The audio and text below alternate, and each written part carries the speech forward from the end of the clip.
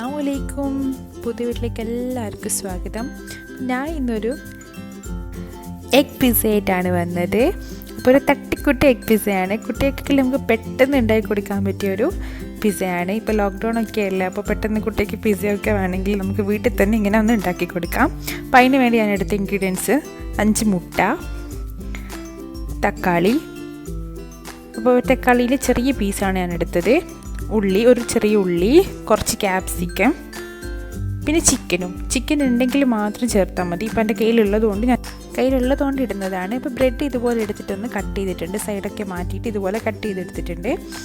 പിന്നെ 3 സ്ലൈസ് ചീസും എടുത്തിട്ടുണ്ട്. ഇപ്പോൾ ഞാൻ സ്ലൈസ് ചീസാണ് എടുത്തത്. നിങ്ങൾ വേണമെങ്കിൽ ചെഡാറോ ഏത് വേണമെങ്കിൽ യൂസ് ചെയ്യാം. ഇനി മുട്ടയിലേക്ക് നമ്മൾ ഇത് കട്ട് ചെയ്ത് വെച്ച് വെജിൽ ഇട്ട് കൊടുക്കാം. അപ്പോൾ ക്യാരറ്റ് ഇടണ്ട, ക്യാരറ്റ് ടേസ്റ്റ് ഉണ്ടാവില്ല, അപ്പോൾ ഞാൻ ക്യാരറ്റ് ഇടുന്നില്ല, ബാക്കിയെല്ലാം വെച്ച് ഇടുന്നുണ്ട്. ക്യാരറ്റ് ഇഷ്ടമുണ്ടെങ്കിൽ യൂസ് ചെയ്യാം, ഞാൻ ചെയ്യുന്നില്ല. അപ്പോൾ ഇത് മൊത്തം നമുക്കിതിലേക്കൊന്ന് ഇട്ട് കൊടുക്കാം. പച്ചമുളക് എടുത്തിട്ടുണ്ട്, ഒരു 3 പച്ചമുളക് എടുത്തിട്ടുണ്ട്. ഇതിലേക്ക് നമ്മൾ വേണ്ടുന്ന മസാലപ്പൊടികൾ ഇട്ട് കൊടുക്കാം. കുറച്ച് മഞ്ഞൾ, കുറച്ചിട്ടെടുത്താൽ മതി. കുറച്ച് മഞ്ഞൾ ഇട്ട് കൊടുത്തിട്ടുണ്ട്. ഒരു 1/4 ടീസ്പൂൺ മഞ്ഞൾ ഇട്ടിട്ടുണ്ട്. കുറച്ച് പെപ്പർ ഇട്ടിട്ടുണ്ട്, ഒരു 1/4 ടീസ്പൂൺ പെപ്പർ ഇട്ടിട്ടുണ്ട്. അതുപോലെ തന്നെ ഒരു 1/4 ടീസ്പൂൺ മുളക് പൊടി ഇട്ടിട്ടുണ്ട്. ഇതിലൊന്ന് മിക്സ് ചെയ്തെടുക്കണം. ആവശ്യത്തിന് ഉപ്പും കൂടി ഇട്ട് കൊടുത്തിട്ട് ഒന്ന് മിക്സ് ചെയ്തെടുക്കാം. അപ്പോൾ നിങ്ങൾ ഉപ്പിൻ്റെ അളവെല്ലാം നന്നായിട്ട് നോക്കിയിട്ട് വേണം ഉപ്പിട്ട് കൊടുക്കാൻ, കൂടിപ്പോകരുത്. നന്നായിട്ടൊന്ന് ഇത് മിക്സ് ചെയ്തെടുക്കാം. വെജും മസാലയും മുട്ടയും നന്നായിട്ടൊന്ന് മിക്സ് ചെയ്തെടുക്കാം. നമ്മൾ സാധാ മുട്ട ഓംപ്ലേറ്റ് ഒക്കെ ചെയ്യുന്നില്ലേ, അതിൻ്റെ ഒരു മെത്തേഡാണ്. അതിൽ കുറച്ചും കൂടി നമ്മൾ വെജിറ്റബിളെല്ലാം ഇട്ടിട്ട് ചെയ്യുന്നതാണ്. ഇനി ഇതുപോലൊരു പാൻ എടുത്തിട്ടുണ്ട്. അപ്പോൾ അതിലേക്ക് ഞാനൊരു കഷ്ണം ബട്ടർ ഇട്ടിട്ടുണ്ട്, അതൊന്ന് മെൽറ്റ് ചെയ്തെടുക്കാം. അപ്പോൾ നിങ്ങൾക്ക് എത്രയാണോ ബട്ടറിൻ്റെ അളവ് വേണ്ടുന്നത് അതിൽ കൂട്ടാം. ഞാനിപ്പോൾ ഒരു ചെറിയൊരു ക്യൂബാണ് ഇട്ടത്.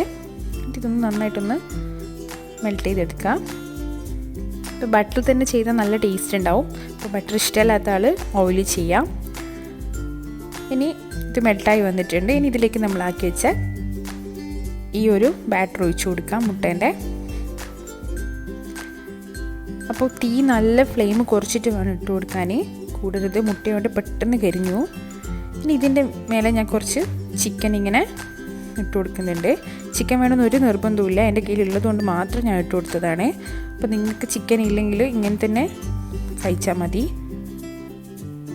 ചിക്കൻ ഇട്ട് കഴിഞ്ഞാൽ കുറച്ചും കൂടി ടേസ്റ്റ് ഉണ്ടാവും. അപ്പോൾ ഇട്ട് കൊടുത്തിട്ടുണ്ട്. ഇനി നമ്മൾ കട്ട് ചെയ്ത് വെച്ച ബ്രെഡൊന്ന് ഇതിൽ വെച്ച് കൊടുക്കാം.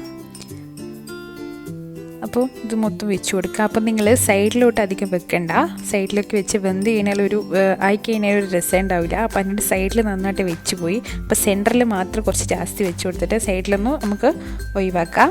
എന്നിട്ട് അതിൻ്റെ മേലെ ചീസൊന്ന് വെച്ച് കൊടുക്കാം. ഇതുപോലെ ചീസൊന്ന് വെച്ച് കൊടുത്തിട്ടുണ്ട്. ഇനി ഒരു 10-15 മിനിറ്റ് നമുക്ക് ഒന്ന് വേവിക്കാൻ വെക്കണം. ഇനി ഇതിൻ്റെ മേലെ കുറച്ച് ചില്ലി ഫ്ലെക്സും കൂടി ഇട്ട് കൊടുക്കാം. ചില്ലി ഫ്ലെക്സ് അധികം കൂടണ്ട, കുട്ടികളൊക്കെ ഉണ്ടെങ്കിൽ കുറച്ച് ഇട്ട് കൊടുത്താൽ മതി.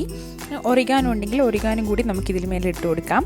അപ്പോൾ നല്ല ടേസ്റ്റാണ്. എല്ലാവരും ഒന്ന് ട്രൈ ചെയ്ത് നോക്കുക, കുട്ടികൾക്കൊക്കെ വളരെ ഇഷ്ടപ്പെടും. എല്ലാവരും ഒന്ന് ഇത് ട്രൈ ചെയ്തിട്ട് കമൻസിലൂടെ അഭിപ്രായം പറയാം. അപ്പോൾ ഇതുവരെ സബ്സ്ക്രൈബ് ചെയ്യാത്തവരുണ്ടെങ്കിൽ ഒന്ന് സബ്സ്ക്രൈബ് ചെയ്യുക, തൊട്ടടുത്തുള്ള ബെല്ലൈക്കണും കൂടി ഒന്ന് ഇനേബിൾ ചെയ്യുക. അപ്പോൾ ഇതുപോലത്തെ അടിപൊളി റെസിപ്പികളുമായി വരുന്നത് വരെ ബൈ.